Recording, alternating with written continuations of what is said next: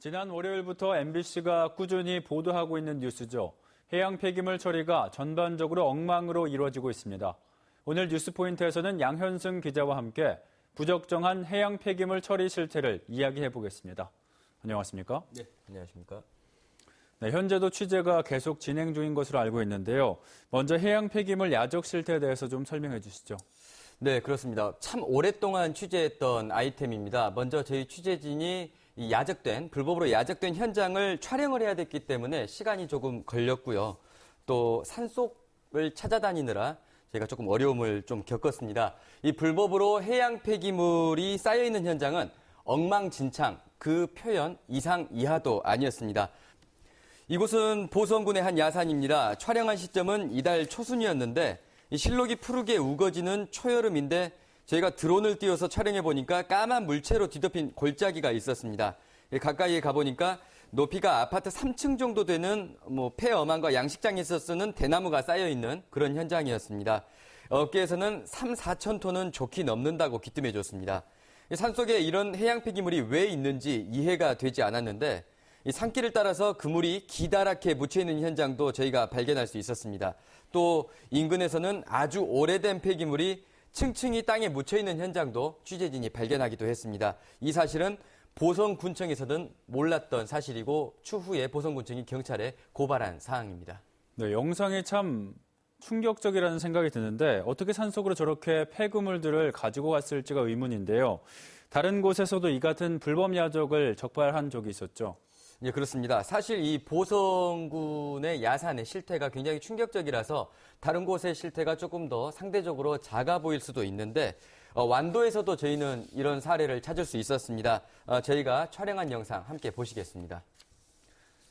이곳은 완도 농공단지 구석진 곳에 있는 공터입니다. 갈색 풀로 뒤덮인 곳이 발견됐는데 가까이 가보니까 꼬막 종폐 그물이었습니다. 벌써 쌓인 지가 6년 가까이 됐다고 하더군요. 물량도 3,000톤가량이라고 합니다. 이 폐기물은 원래 수집된 장소에서 처리하는 장소까지 모두 정해진 루트로만 이동을 해야 합니다. 이곳은 폐기물 처리 공장이 아니기 때문에 당연히 폐기물이 쌓여서는 안 되는 곳이겠죠. 완도와 보성은 바닷가 근처 자치단체라고 이해할 수도 있는데 광주는 내륙 지역 아니겠습니까? 네. 이 해양 폐기물이 내륙, 거기에다가 광주와 같은 도심에도 쌓이고 있었습니다. 5월 초부터 조금씩 쌓이기 시작했던 폐어망과 스티로폼, 부표 같은 이 해양 폐기물들이 어느새 산더미처럼 쌓여있는 현장이었습니다. 역시 폐기물 재활용 공장으로 갔어야 하는 물량인데 불법으로 야적된 것이었습니다. 네, 그렇다면 이 폐기물들은 어떻게 처리해야 옳은 걸까요? 아까 재활용 공장으로 갔어야 할 물량이라고 이야기를 했었는데 공장 상황은 어떻습니까? 네, 저희 취재진은 3곳의 폐기물 재활용 처리 공장을 취재를 했습니다. 한결같이 폐기물은 모두 포화 상태였는데요. 역시 화면 보면서 이야기해드리겠습니다. 이 현행법은 하루 재활용 처리량을 계산해서 보관할 수 있는 폐기물량을 엄격히 제한하고 있습니다. 하루 40톤가량 처리할 수 있다고 신고된 이 공장은 최대 920톤을 보관할 수가 있는데 저희가 보니까 폐기물을 절단하고 세척하는 장비는 작동 불능 상태였습니다.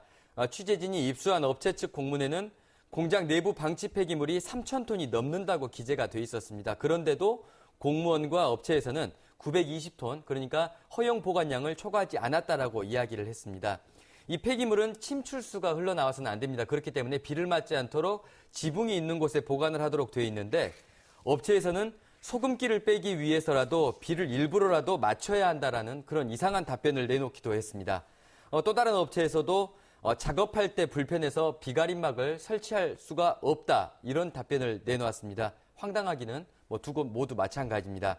더욱이 폐기물 일부를 콘크리트로 덮어서 은폐하려 했다가 적발된 그런 사실도 확인할 수 있었습니다.